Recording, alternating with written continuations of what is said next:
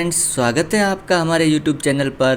Friends, आज के इस वीडियो में हम बात करेंगे वार्षिक परीक्षा 2023 की दृष्टि से जो महत्वपूर्ण होने वाले प्रश्न हैं उनके बारे में। कक्षा है 7, विषय होने वाली है हिंदी। समय होगा 2.5 घंटे का।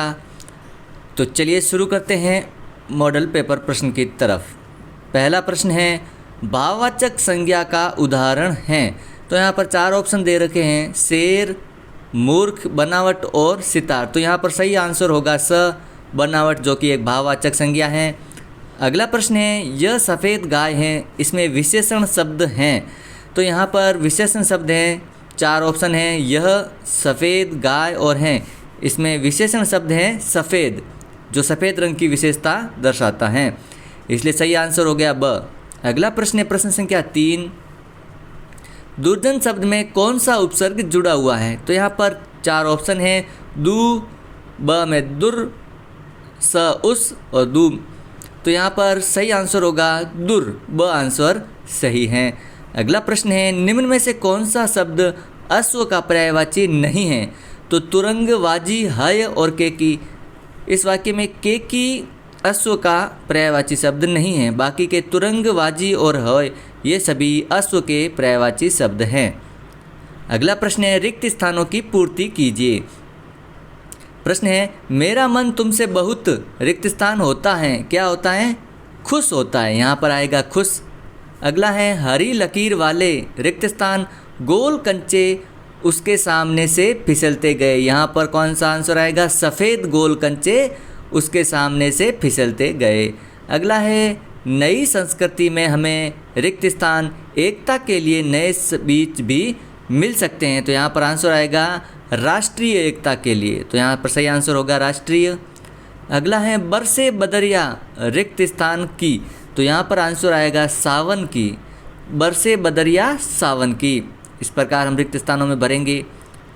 अगला प्रश्न है, कोई 3 प्रश्नों के उत्तर दीजिए। तो यहाँ पर पहला प्रश्न दे रखा है, घमंडी की आंख में तिनका निकालने के लिए उसके आसपास के लोगों ने क्या किया।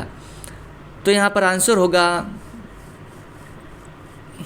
घमंडी की आंख से तिनका निकालने के लिए उसके आसपास के लोगों ने क्या किया था। तो घमंडी की आंख से तिनका निकालने के लिए उसके आसपास के लोगों ने मूंछ बनाकर उसकी आंख पर लगाया और तिनका निकालने का प्रयास किया। अगला प्रश्न है, मोर मोरनी के नाम किस आधार पर रखे गए। प्रश्न संख्या 2 का आंसर होगा,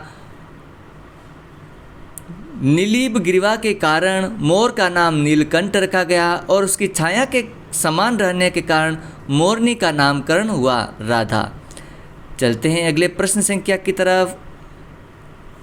प्रश्न संख्या 3 है, लेटर बॉक्स को सभी लाल ताऊ कहकर क्यों पुकारते थे। तो यहाँ पर आंसर लिखेंगे हम, क्योंकि लेटर बॉक्स में रंग लाल होने के कारण सभी उसको लाल ताऊ कहकर पुकारते थे। तो लेटर बॉक्स का रंग लाल था। चलते हैं अगले प्रश्न की तरफ। निश्चयवाचक सर्वनाम किसे कहते हैं, उदाहरण सहित लिखिए। तो यहाँ पर आंसर लिखेंगे, जिन सर्वनाम शब्दों से किसी निश्चित वस्तु का बोध होता हो वे निश्चयवाचक सर्वनाम कहलाते हैं। जैसे कि यह, ये, इन्होंने, वह, वे, उन्होंने आदि, ये सभी निश्चयवाचक सर्वनाम होते हैं। अगले प्रश्न है, कोई 4 प्रश्नों के उत्तर दीजिए। यहाँ पर 4 प्रश्न दे रखे हैं। कंचे जब जार से निकलकर अप्पू के मन की कल्पना में समा जाते हैं तब क्या होता है। अगला है, खान पान के मामले में स्थानीयता का क्या अर्थ है। प्रश्न संख्या 7 है, पाठ के आधार पर सावन की विशेषताएं लिखिए। अगला प्रश्न है, साक्षात्कार पढ़कर आपके मन में धनराज पिल्ले की कैसी छवि उभरती हैं, लिखिए।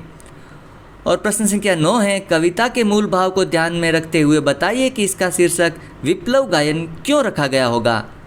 और अगला प्रश्न संख्या 10 है, कारक किसे कहते हैं, बताइए। ये सभी महत्वपूर्ण प्रश्न हैं और इन सभी का आंसर देंगे तो वीडियो काफ़ी लंबा हो जाएगा, इसलिए इनका पाठ्य पुस्तक में आपको आंसर मिल जाएगा। और ये सभी महत्वपूर्ण प्रश्न हैं जो कि एग्ज़ाम की दृष्टि से महत्वपूर्ण होने वाले हैं। इसी के साथ ये वीडियो हम समाप्त करते हैं। वीडियो अच्छा लगे तो लाइक और शेयर कीजिएगा। चैनल पर पहली बार हो तो चैनल को ज़रूर सब्सक्राइब करें। और हाँ, यदि आप इस मॉडल पेपर का PDF चाहते हैं तो आपको हमारी वेबसाइट का नीचे लिंक दिया गया है, आप वहां पर जाकर के इसको डाउनलोड कर सकते हैं। चलते हैं अगले वीडियो की तरफ। Thank you.